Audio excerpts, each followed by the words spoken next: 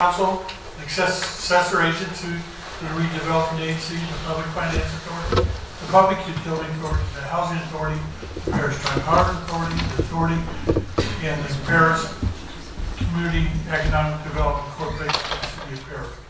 Can we have a roll call, please? Mayor Pro Tem Burke. Here.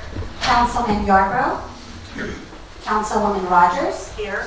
Councilman Rapp. Here. Mayor Bush. Here. At this time, we're going to go to item 3 of the work session. This is medical marijuana dispensaries and cultivations, and it's going to be introduced by Clara Miramontes, Director of Public Development Services. Clara, please. Thank you. Good evening, Honorable Mayor, members of the City Council.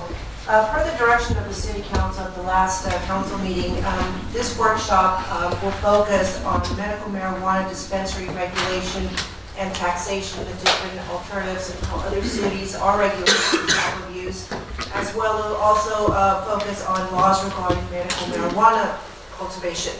I'd like to introduce Christopher Newmeyer from Alshire and Winder, and he will be doing the workshop and presentation tonight.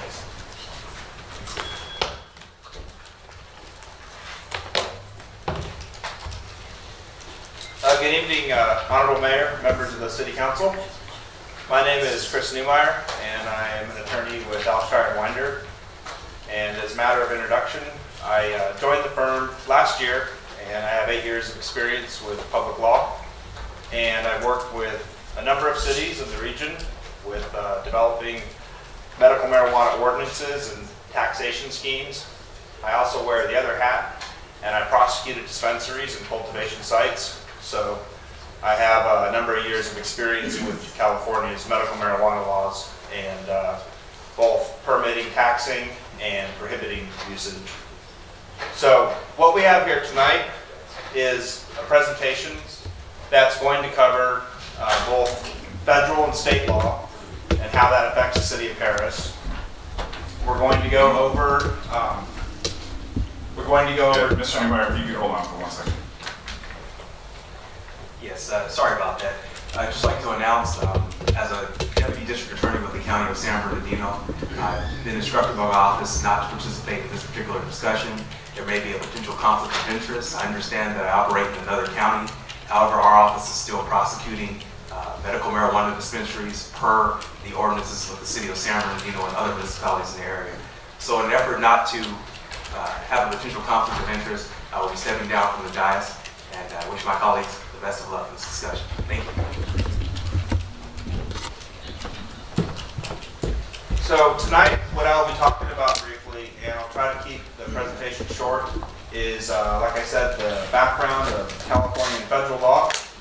And then I'll be going into a number of cities in the general Southern California region's experience with permitting and taxing medical marijuana dispensaries. Then I'll be talking about different regulatory issues if a city is interested in adopting regulations. Talk about taxation issues, and then get to 2 recommendations from staff. One of which is to make sure the city preserves its authority over medical marijuana cultivation by acting before March 1st and preserving local control, which is an issue that the new medical marijuana laws passed by the state last year require cities to do. And then also seek City Council direction on possibly bringing back either a skeleton ordinance or an actual ordinance that would permit or tax dispensaries for the council to consider. And if there's any questions during the presentation, please feel free to interrupt me, or I'll take some questions at the end if you have any questions about what I'm presenting. So first, California law. As most of us know, in 1996, California voters approved the Compassionate Use Act, which was Proposition 215. And what that essentially did was it decriminalized medical marijuana use and cultivation in the state of California. That was followed up in 2003 by the Medical Marijuana Program Act, which provided loose oversight by Sacramento. And it provided for voluntary ID cards for medical marijuana patients in California. and it provided a clear affirmative defense to criminal prosecution under state laws. It hasn't worked out as well as a lot of cities and counties had hoped this law in 2003, and we have had the problems we have now where a lot of cities have tried to enforce local law against dispensaries and cultivation, but just can't get much traction. The state doesn't help out much. Brings us now to 2015, the Medical Marijuana Regulation and Safety Act. This was an omnibus bill, 3 different bills, over 50 pages of legislation, and what it's essentially going to do is, starting in 2018, there's going to be a dual permitting system in California, where if you want to cultivate, distribute, transport, deliver medical marijuana, you have to get a state license, but the only way you can get a state license is if you have a local permitter license. So it'll be kind of like getting an alcohol permit from the state, but the locals have a veto over it. Now those will start being issued in 2018. There's also going to be a lot of other regulations for testing, for cultivation, for running dispensaries, and the state between now and 2018 is going to be developing a lot of those regulations. And there'll be a lot of 17 different permits coming out of Sacramento. Now, the one issue, without getting into all the details of the new law, that city councils throughout California strongly suggested to deal with is that by March 1st, 2016, if a city doesn't have a prohibition or a regulation on medical marijuana cultivation, then in 2018, when permits and licenses start being issued, local control is preempted. So the cleanest way of dealing with that, and what the League of California Cities is recommending, is that a resolution be passed at a minimum affirming that if your zoning code doesn't expressly permit cultivation, a resolution affirming that it's not allowed. So in 2018, the folks can't go to Sacramento, try to pull a permit for cultivation, because you have that resolution showing we dealt with it. Now, taking the belt and suspenders approach, the other idea is to pass an urgency land use ordinance. And staff is recommending that the city adopt the county's ordinance and just make it a city ordinance which prohibits marijuana cultivation throughout the city. And then it would be able to work in tandem with county law enforcement. So that's one clear recommendation that staff and the city attorney's office is recommending. And now getting on to the discussion on medical marijuana dispensaries. Federal law, as most of us know, prohibits marijuana. In 1970, the Controlled Substances Act was passed and remains the law of the land. And it prohibits all marijuana cultivation, distribution, or possession. We saw in 2009 and 2011, after over half the states in the United States adopted some form of medical marijuana law, a spike in federal prosecution of dispensation, forcing federal drug laws in states against medical marijuana that have medical marijuana laws on the books. And then a federal court in October of 2015 affirmed that this Rohrabacher-Farr Amendment means the federal government won't prosecute medical marijuana in states that have medical marijuana laws with the federal laws. Now, of course, the Controlled Substances Act remains the law of the land, but the trend seems to be pretty clear where the feds are going on this. And that leaves us where we are now with what to do in California. So scores of California cities have ordinances which authorize, regulate, and/or tax medical marijuana. Most of them are in Northern California. However, a number of cities in the Southern California region have recently adopted ordinances to regulate, permit, and tax dispensaries. These include Palm Springs, Cathedral City, Desert Hot Springs, and Santa Ana. Now, I have a 2-page chart here which goes through some of the differences in ordinances in these 4 different cities. I'm not going to go through all the details here on them. I have a summary at the end on the major issues that a city would want to consider. But this is just for review to see how some different cities are dealing with possible regulations.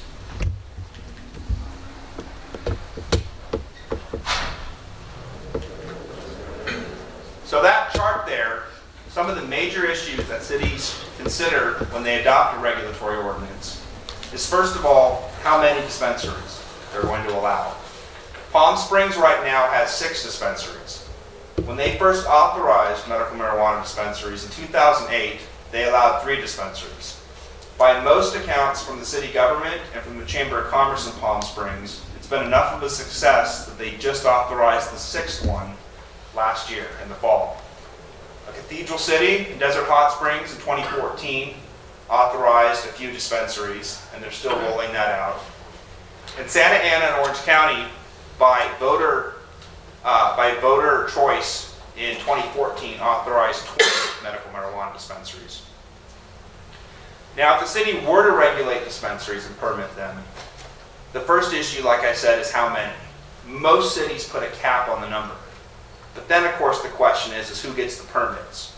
Some cities have a pure lottery system. Other cities have a discretionary criteria where the city council or the planning commission can decide who gets one of the few permits that are issued. For example, Santa Ana has a lottery system. Palm Springs allows the city council in the end to decide among the applicants based upon set criteria. For example, working in the community, how good of a service record they have in the area, and indications like that of whether they would be a good business to have in the community. Another question is which zones to put them in.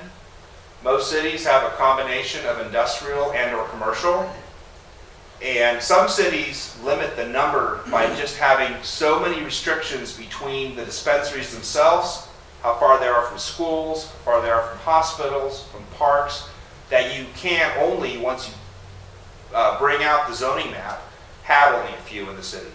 So that's one way to limit the numbers. Another issue is written records. Most cities require a lot of written records to be kept by the dispensaries, and the city has the right to review them, especially in terms of the finances and where they're actually getting the marijuana, and to make sure that the marijuana is used in the store for California lawful purposes and isn't being used for organized crime.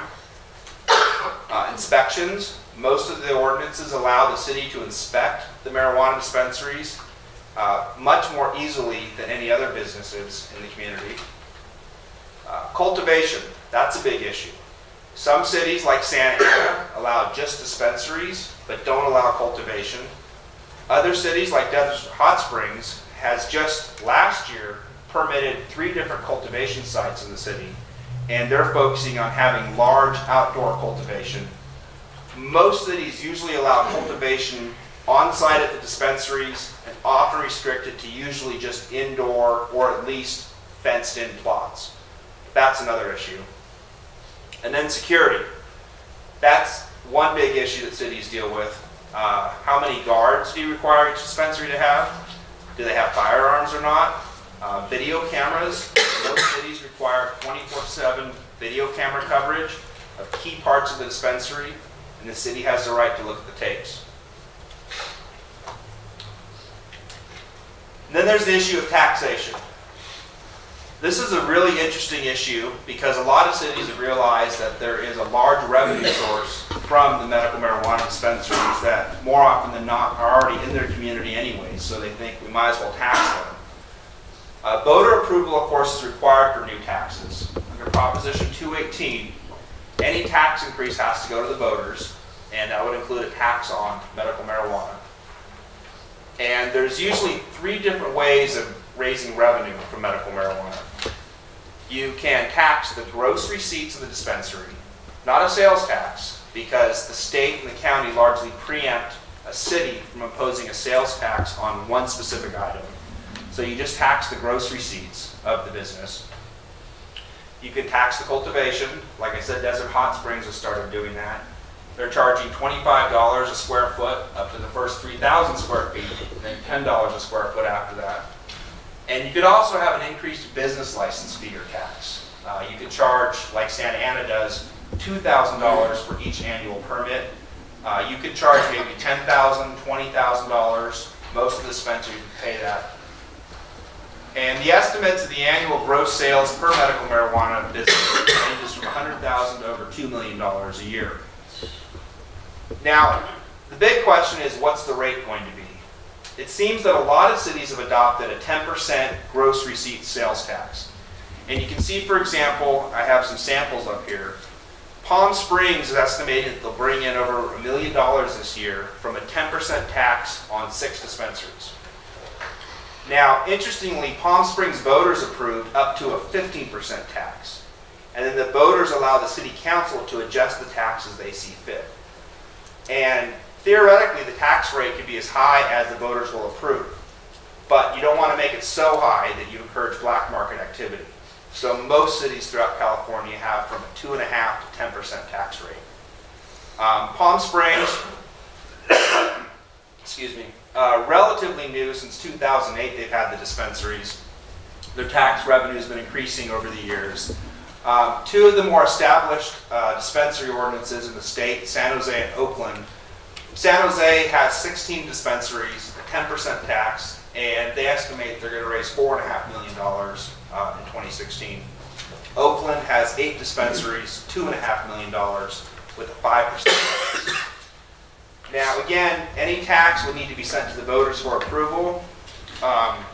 Because of that, some city councils decide that they're also going to send an ordinance that allows the dispensaries to the voters too. So they just put it to the voters. Do you want to have dispensaries? Do you want to have a tax on dispensaries? And let the voters decide. Other cities pass an ordinance allowing dispensaries and then send the tax to the voters. But there's different combinations and ways of doing it. For example, in Palm Springs, first the voters pass an ordinance for dispensaries, then they approve the tax. In Santa Ana, the voters approve dispensaries and a tax all at once. But there's different combinations of how this could be done. So this brings me to the 2 recommendations. First recommendation, as I mentioned, was absolutely to avoid preemption. Staff in the city attorney's office is recommending that both a resolution and an urgency land use ordinance be passed, confirming that at the present, the city of Perris prohibits medical marijuana cultivation within its boundaries, and to have that done by March 1st to make sure the new law is complied with.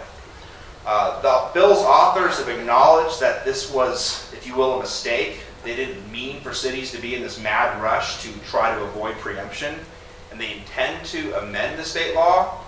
That probably won't happen before March 1st, so better safe than sorry.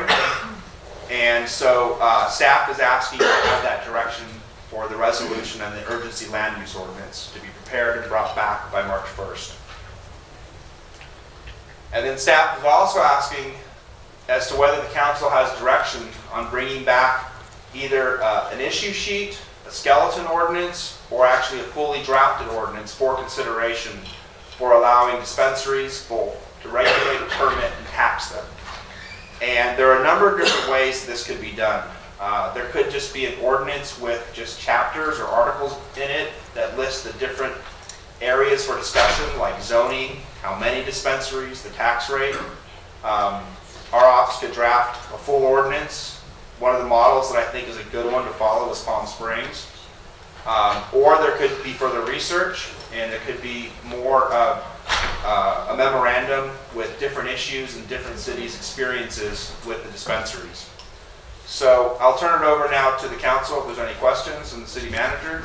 And again, as I mentioned, I've worked for a number of years with multiple cities on both authorizing dispensaries and taxing them and prosecuting them. So if I can't answer your question tonight, I'm sure I can find the answer for you and get it to you in an email or a memo after this evening. Okay, thank you. Anything else from staff? Okay, we're going to have public comment, but before we do, I'm going to ask the council if they have any questions before we go to public comment. I really want to hear public comment. Any questions?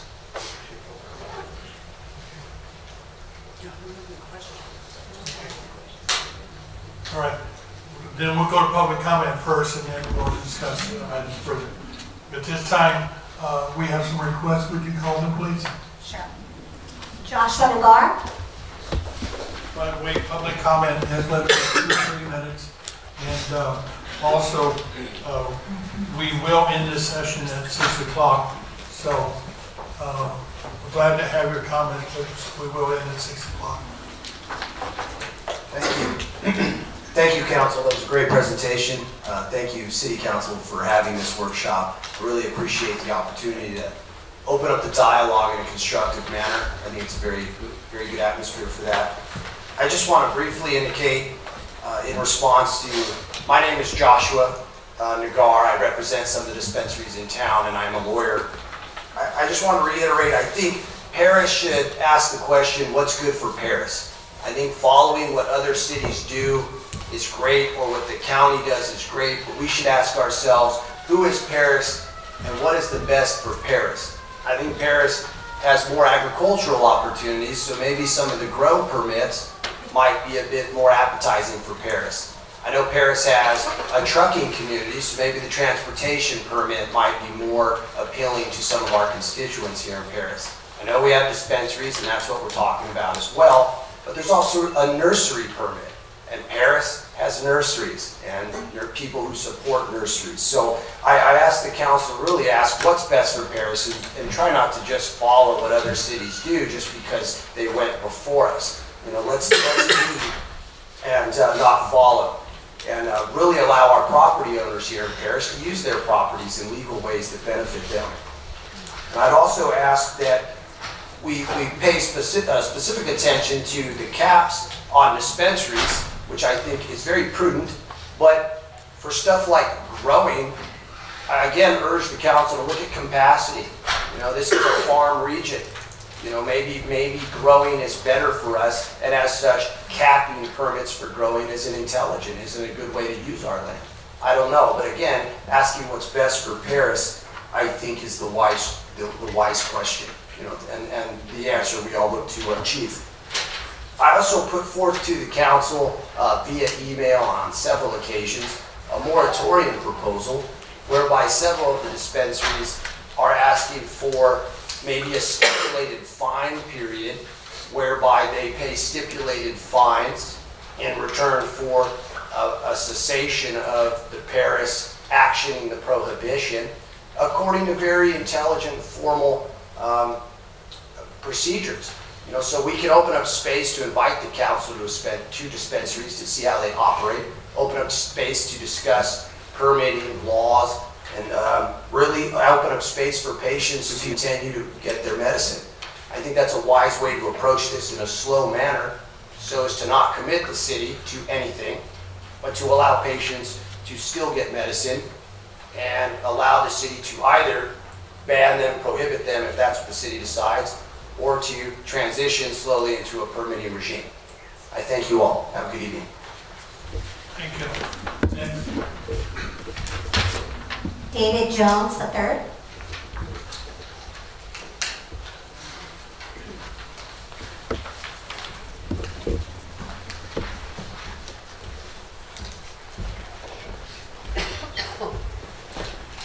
Good afternoon, City Council, Mayor. My name is David Jones. I've spoken in front of you before. I'm here in support of the medical marijuana dispensaries, and I don't have a lot to say today. I'm not going to give you a long speech like I've done before. I'm pretty sure hopefully you remember some of the things I've mentioned to you before, that people like myself and other people in the community, we rely on marijuana to help us through our day-to-day lives and activities, and I'm one of those people. And I'm just hoping that the City Council and the City of Perris can have some kind of compassion for people of the community like myself that really support the medical marijuana dispensaries and the good that it can bring to us as well as the city. So I'm just hoping that you take a look at the presentation that was given today, which I thought gave a lot of information on a lot of different angles and ways that you can deal with the dispensaries that are here in Perris. And hopefully, like I said, you can have some kind of compassion for us as the community people, and maybe take a second look and maybe hopefully we can move forward with possibly having a few. We don't have to have 20 or 30, but I think there's a positive way and a negative way to do it. And I think you guys can figure out a really good positive way for everyone in the community to benefit as well as the city from the dispensaries. Thank you. Thank you. Next. That is all. Okay. That's the only written request we have. Is there anyone else that can speak?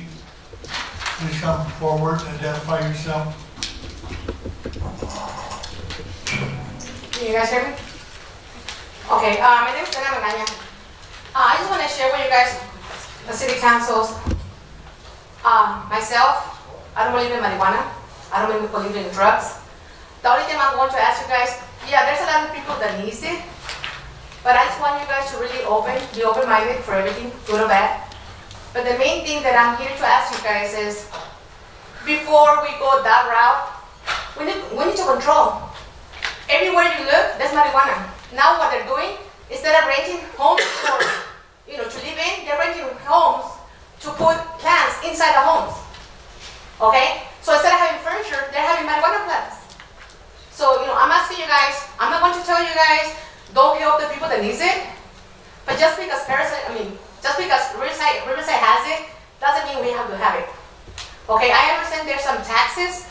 Taxes is not worth it when it comes to secure the safety of the street. Okay, so I'm asking you guys to really be open-minded. I'm not here to put you guys down or put the people down. I'm just asking you guys, really, truly do your homework before you say yes or nay. The only thing I'm asking is basically make sure we don't regret it in the long run. Thank you very much. Okay, anyone else? Hello, my name is Ophelia Cole, and I'm a minister here in Perris. I'm against that. I found this in my mailbox. Next to my mailbox. This is marijuana right here. There's nothing in here. I see kids, teenagers, using marijuana in my block. I have my neighbors, they deal drugs. They're drug dealers. Like I mentioned before, I'm tired of all these drugs. We gotta keep Perris clean for our generation. That's all I have to say. Thank you. Yes. Yes. Ted Norton. My father-in-law passed away a few years ago. He died of cancer. The doctor had recommended him using marijuana to help alleviate his pain. There's many people that I understand can use it, and it's very helpful to them. And I feel sad for them that they do not have access to it when they need it. Sadly, too many people in our society are misusing it, though. I have a family member that has a permit for medical marijuana. Went to a doctor, did not go to his own doctor, though. Told the doctor that he had migraines and needed it for the migraines. The doctor did no tests and gave him a card to have marijuana. His whole purpose is to get high. He does not work, he does not support his family because he's loaded all the time. And yet he has a doctor's permit to have such access. Sadly, there's too many people like that that are ruining it for everybody else. They are a danger on the work site, they are in danger in our public. And they ruin it for those people that really do need it under a doctor's care. In town last summer, a neighbor of mine had a marijuana garden going next door. I understand that you can have a permit to grow a few. There's about 100 plants on the property. They were eventually about 8 foot tall. It's like a forest. Supposedly there's a number of people that came together, a co-op or something. The aroma that's coming off that property is so strong that anyone getting near the fence, if you stay there long enough, you could be getting hot. It was a health hazard to everybody else in the neighborhood. And the neighbors were complaining, but no one could do anything about it. So again, I feel sad for those that need it. Too many people are ruining it. And because so many people are ruining it right now, I ask the City Council to be very careful about bringing in an industry that is greatly abused and does not have much regulation on it right now to keep those people from abusing it. Thank you.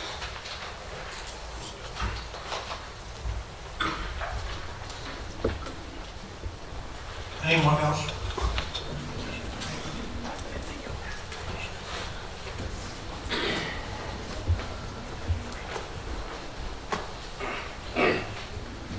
Hello, My name is Mario Alvarez. I've been living in Perris for about 14 years now. It's home, and I love it. I came from San Diego. Perris is totally different than anywhere else. I bought my home about 7 years ago in the Good Hope area. And since then, I've worked for AAA, helped the community, worked 24 hours, on call, always helping. While working there, I was injured and going through the medical process, I hurt my back. I couldn't work no more. And thank God I had Aflac to help me out. But since then, I have been using marijuana for my pain. Since then, I have cultivated my own. I do have a greenhouse setup that contains everything. It contains aroma, contains the vision, contains of everything, out of sight, out of mind type deal. I'm just here to support this, and if I can do anything to help the process, I will gladly do so. I just want to know that there is people out there that do help and still contributing to the city in their own way. Thank you.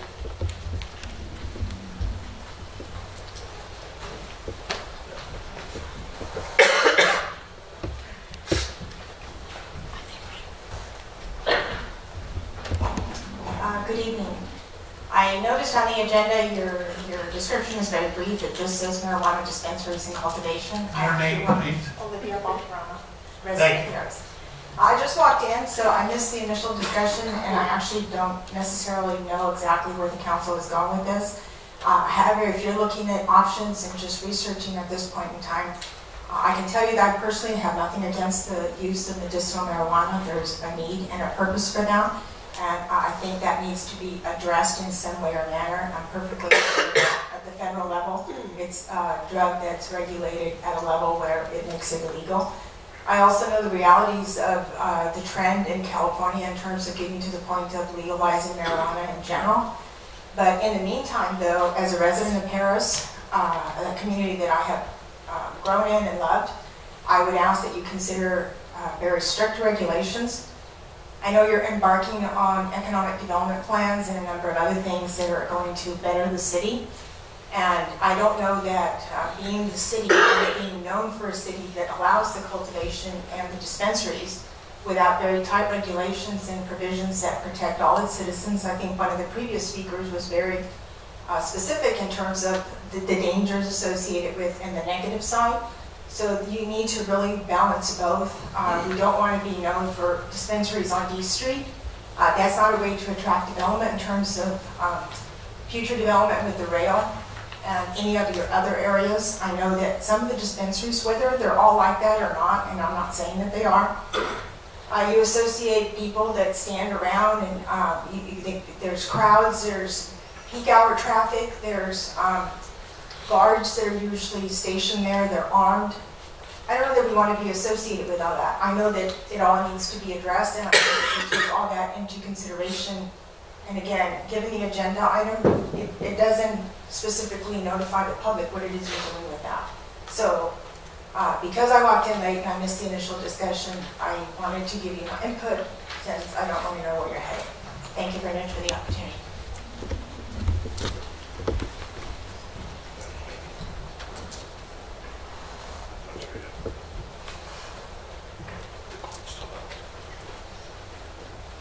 Anyone else? Okay. And now we're going to close the public comment time. No second chances. So speak now. All right. Okay, come forward.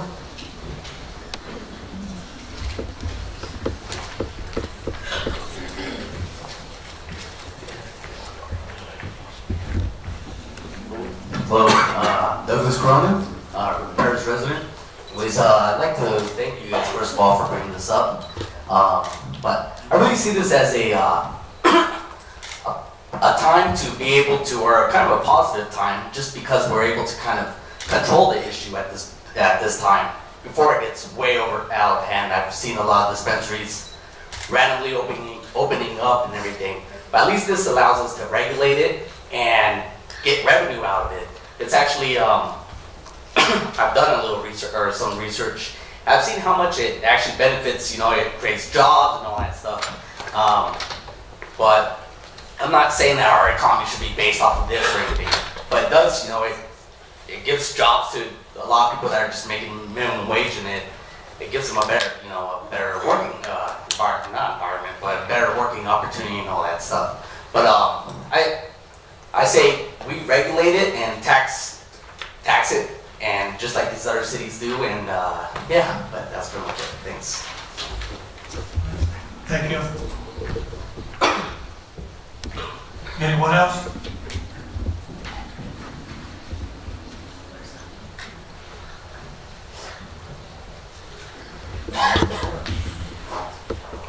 Deacon Corona, I'm a Perris resident.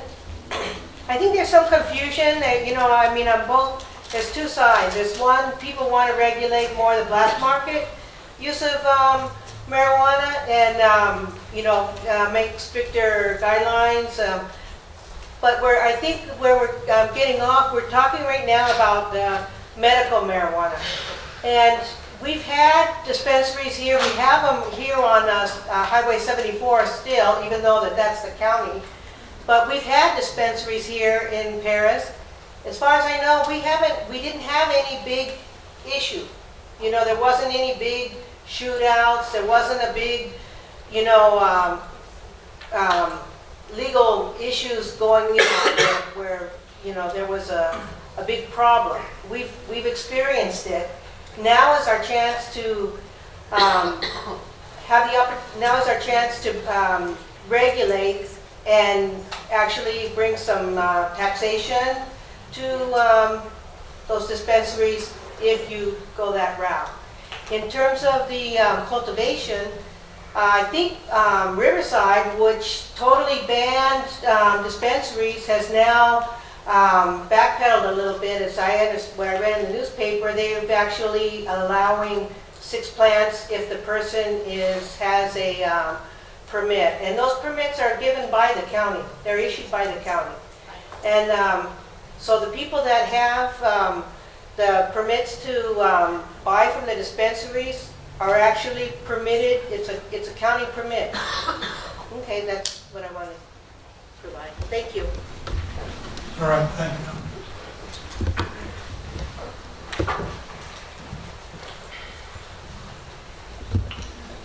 Good evening, ladies and gentlemen.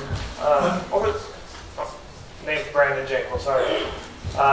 Over the past few years, or over the past many years, I think there's been this very large stigma created over marijuana / cannabis. And a lot of it comes down to education. Over the past couple months, myself and a couple colleagues have actually been doing a lot of research on what it does for the ill and in general what it does for sick people. We found that there's been corporations that have left the country to do research. There's more than just the THC compound that's in the plant. There's other compounds, one being CBD. CBD is the one that's helping with cancer. Multiple different things. So there's one major story that I want to share. It's a little girl. Her name was Charlotte. She had seizures from birth. I think it ended up being every 14 minutes. So many doctor's appointments, so many drugs, different things. Parents came to a point to where they actually couldn't, the doctors had nothing else to do for her. At that point, the parents and the child moved to Colorado, where at the time it became legal. They started giving her a diet which involved CBD oil. From that point on, from when the diet started, it went from a seizure every 14 minutes to maybe once a week. As they continued, it got very few and far between. So there is a lot more to it than just this stigma of drug dealers and marijuana, and there's a lot of people need to do their research on what good it's doing for people and not just this, over the years, the drug dealers and the, smuggling and everything that comes from the illegal section of it. Thank you. Thank you. Anyone else?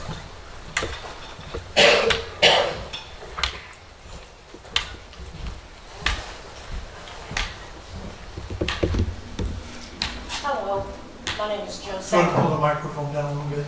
My name is Jo Sanford Kia. I have been a patient of medical marijuana since 2005 and have always maintained a legal prescription for it. I have regurgitation problems. I cannot hold food down. I have no cartilage in between neither of my knees. My pain medication that the doctor gives me makes me throw up and very sick and very violently ill.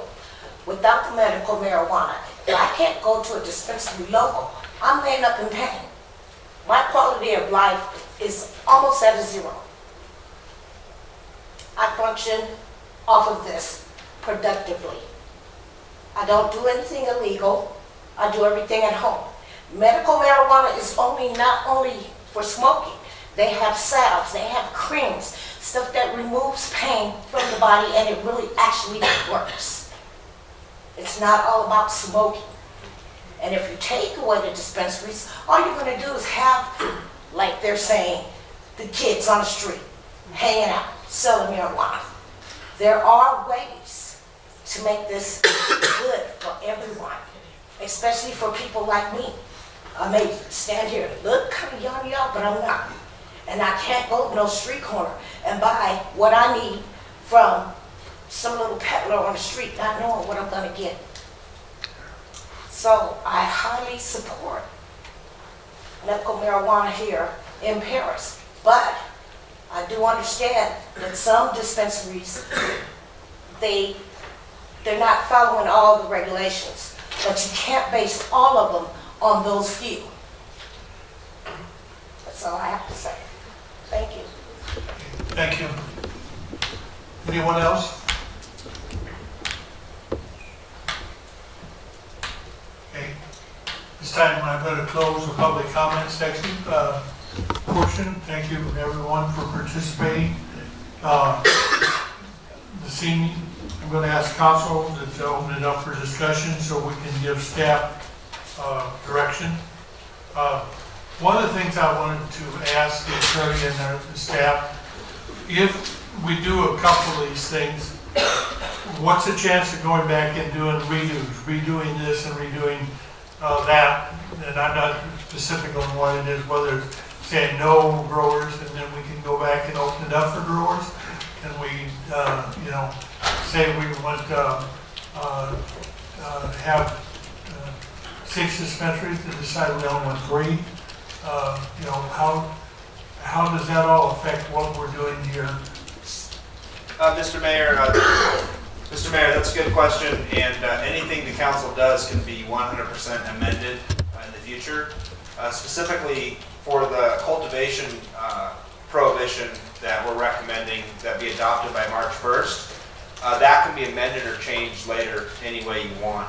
What the state law requires is that a city have just a land use regulation prohibition in place by March 1st. So March 2nd, you could repeal that and then allow cultivation. March 2nd, you could repeal that and adopt a dispensary regulation. There's nothing that's locked in place. Any time after March 6th, we're done. Yes, you can amend it 100%. It's just that. Therefore, it gives us time to, once we see where this is going, we could do additional studies ourselves, further information, and how we want to set up our ordinance and our growing premises and so forth. Yes. Then we can bring it back and say, hey, this is what we want to do because we researched it and we feel this is the way to go. Yes, in fact, the League of California Cities has recommended that all cities adopt something by March 1st to prevent preemption, and certainly later after that, like you're suggesting, it can be reopened if that's the course the council wants to take. Okay, Council, anyone other questions? staff needs direction here, so, Ms. Rogers, please. Yes. Last night was my monthly housing clergy meeting, and for the last 14 years I had monthly meetings with all of the local pastors. And I asked for input into this matter last night from the local pastors that represent thousands of our residents here. And every single pastor was totally against the marijuana dispensaries. So I seek input from wise counsel. A couple of years ago, I retired from the March of Dimes, whose goal is to prevent prematurity among babies. And every month, I would visit different hospitals and go to see little children that were born to moms that were either addicted to marijuana, cocaine, methamphetamine, or heroin. And it's a very harrowing experience to see the children that have the input.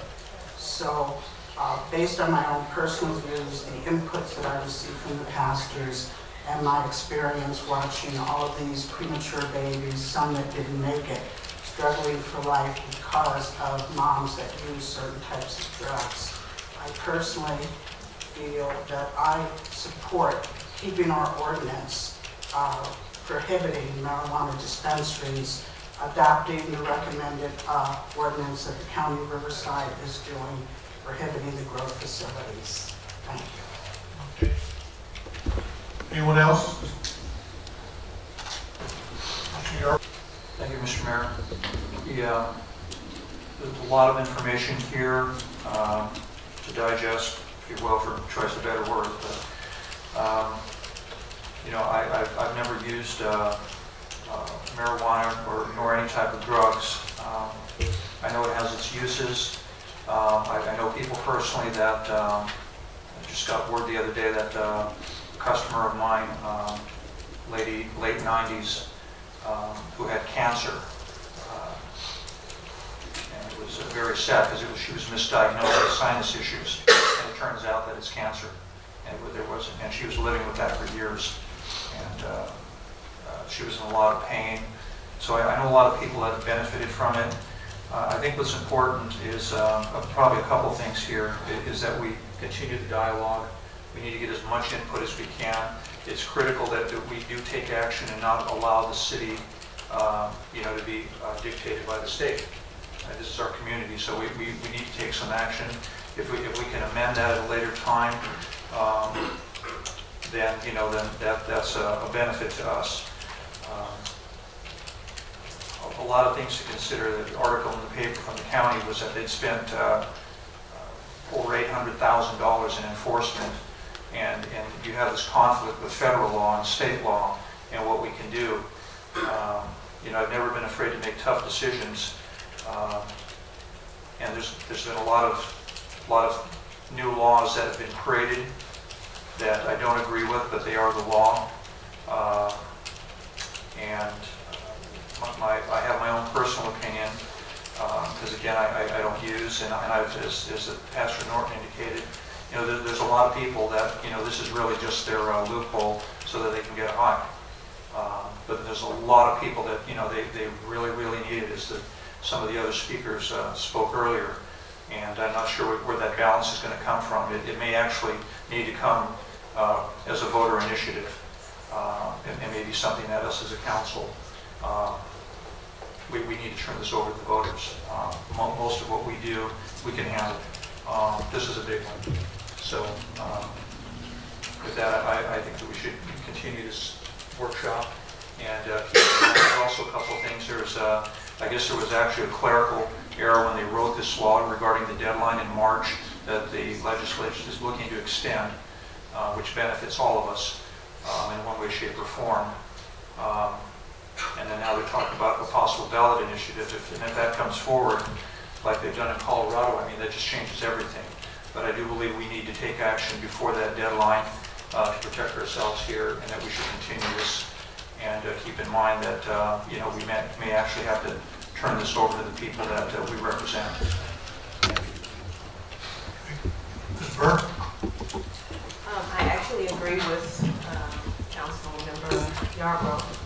I believe that this is a matter that should be turned over to the people of the city. I have talked to a large number of individuals who reside here in the city, and I've heard, no, I don't want to see dispensaries in my city. And I've heard, yes, I want to see dispensaries in my city. I think one of the bigger issues that is kind of the elephant in the room is, yes, there is a problem with individuals, because a lot of what I've heard when folks talk about the issues around marijuana or any drug is typically around the illegal use of the drug. In the field that I work in, I see the benefits of the medical marijuana. I also see how people take advantage of that.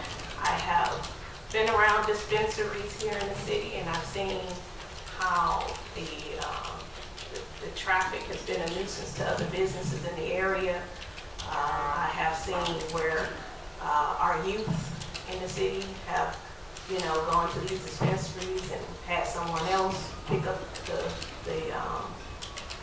marijuana for them.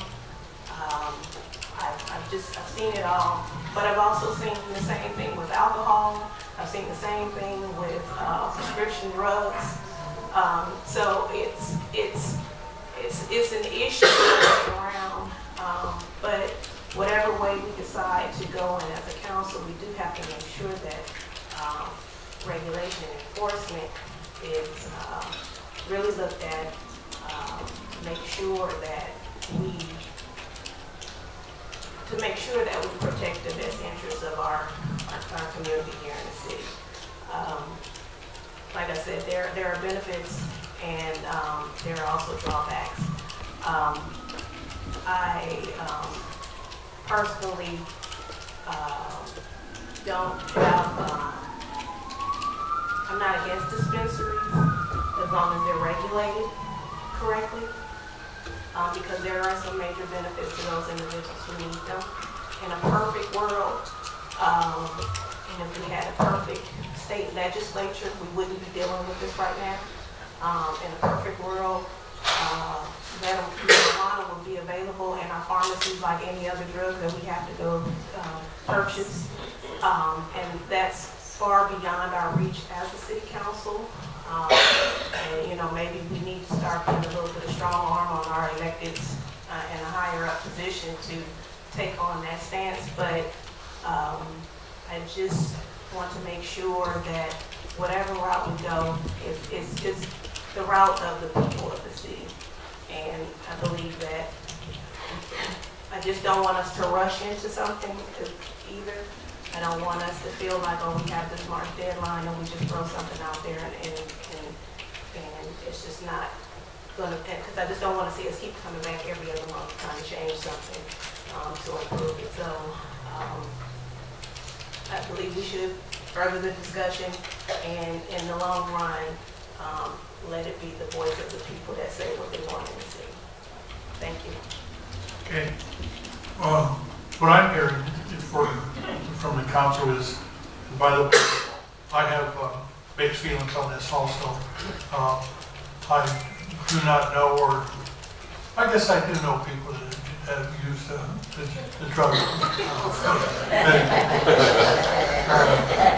And don't realize it at times until you stop and think, wait a minute, what are they doing? But then you realize, that person is good. They don't live in my household either. But all of them have their needs and reasons and so forth. And several of them come out and explain it. And I appreciate what Pro Tem Burke says, is that people always talk about the illegal factors and so forth. And so I think what the council staff has presented to us tonight is that we follow the county's plan on no-growth facilities, and we have a position of no dispensaries at this time in our city. And then we not wait, but between now and March and after March, when we see what's really going to happen, we can study this further and so we have more information. We can talk to the citizens and see if we want to put it on the ballot, see if we want to actually make it a decision ourselves on whether or not we want to have dispensaries or not have dispensaries, and also if we want to have growers in the city without putting it on the ballot. And those things are all, this is all new to us tonight, just to me, And so I think we need more time to do this. I'm not saying that either way is right or wrong, but we definitely, by doing just those two things, that gives us time to do the other things if we understand what's happening. Mr. Dunn, would you concur with that? Yes, Mr. Mayor, just on the cultivation issue, it seems like the direction is clear to bring back the resolution and the necessary ordinance. And then on the dispensary issue, perhaps we could bring back some further analysis and study it further at a future time.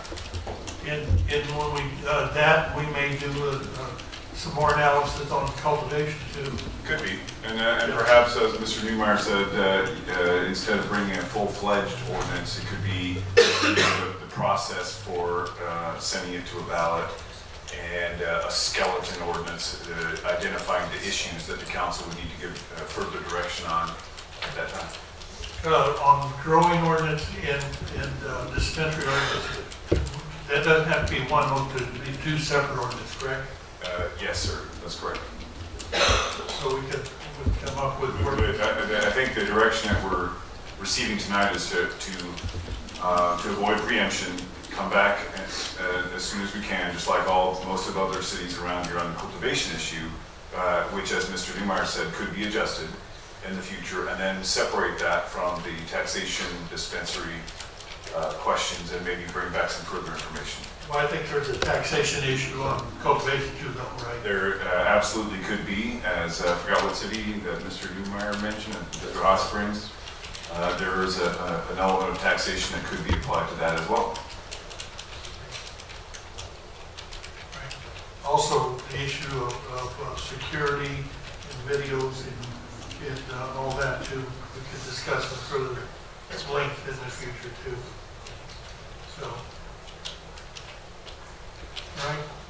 If council is agreeable to that, then the instruction to the staff and for them to get us to March 1st. Okay? All right. So at this time, we are going to adjourn the work session. And I think it's 6 o'clock, not? Yes, it is. I'm going to call the order Oh man, what's up, ladies and gentlemen? I didn't know the camera was waiting on me. I was just joking. Anyways, I am Eddie George. I am the founder of himandInews.com. We are community news for the community by the community. And we are actually shooting the whole series of this news coverage about the Perris City Council, what they're going to do with the groweries and dispensaries. Are they going to allow it or are they not going to allow it? So we're putting together this video right now for the community. And before I finish this coverage story, I want to ask the people in the community, if you are a medical cannabis patient and you have to depend on this medicine to make it day by day, I want to hear from you. Tell me your story, how this affects you, how it helps you, what would you have done if it was not for using the medical marijuana, and how it will affect you if they close these dispensaries down. And if they don't pass this bill with the city to allow this to continue in the City of Perris. So I want to hear from you as the community. We are community news for the community by the community. And I want to hear the word from our community. So if you will, make sure that you email me at ourcommunitytv@gmail.com. We'll put it right here on the bottom of the screen. Make sure you email me your contact information and that you would like to be on our video show and in our story. And let me know how to get a hold of you, and we'll definitely get your story out as well. I also want to give a shout out to www.chmc420.com.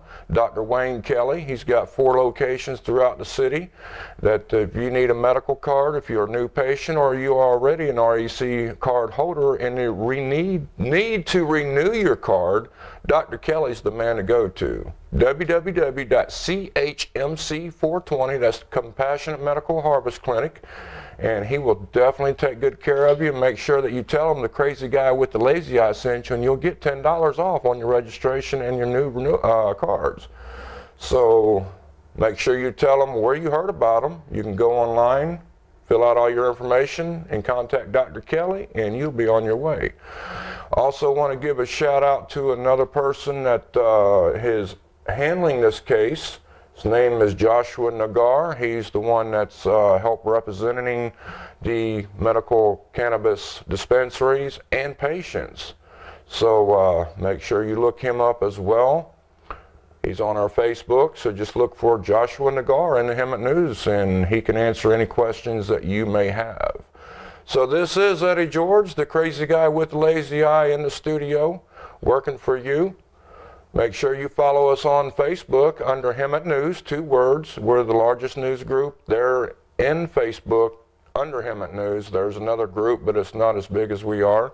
So make sure you do follow us, facebook.com/groups/Hemet News, and start following us and like our page. Just look up Redneck, that's Red Space Neck News by the crazy guy with the lazy eye. Make sure you like my page, and let's get the word out on what's going on in Perris about if they're going to shut down or keep the medical cannabis clinics and groweries. Thanks for tuning in. Thanks for listening to this news coverage, and make sure you send that video in to us or send us your story. Let me know how I can get a hold of you, and we will get you on our next coverage with Joshua Nagar. I am the crazy guy with the lazy eye, and we are out of here.